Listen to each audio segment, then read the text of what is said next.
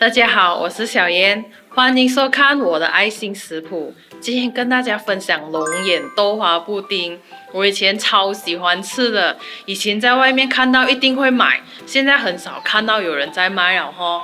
不要紧，反正不难做，我们一起来做吧。首先准备好蛋奶1罐，豆奶1公升，龙眼罐头1罐，清水1.5公升，香兰叶2片，糖250克，腌菜粉25克的1包。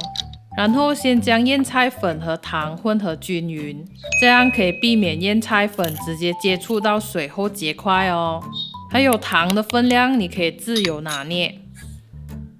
拌匀后就倒入锅里，在一边倒入清水，一边搅拌给它溶解。接着就倒入豆奶，然后再倒入蛋奶，最后放入香兰叶来提香。开大火要一直不停的搅拌啊搅拌，这个过程大约8分钟这样，直到它滚了才可以关火哦。煮滚关火后，先将香兰叶拿起来，然后准备一个滤网过滤一边，才倒入模具，这样是可以让口感更顺滑。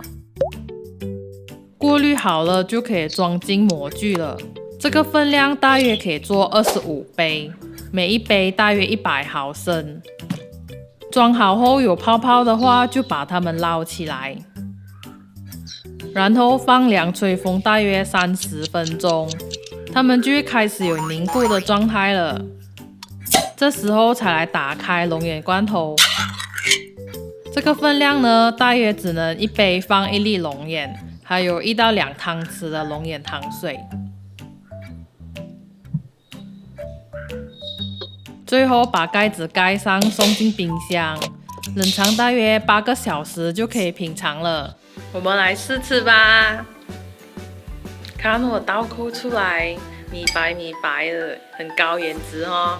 哇！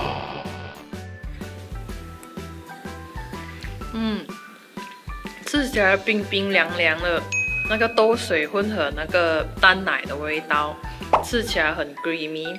然后搭配这个龙眼一起吃，整个很清爽，大热天吃的时候一级棒。如果大家喜欢我们分享的话，请给个爱心哦，拜拜。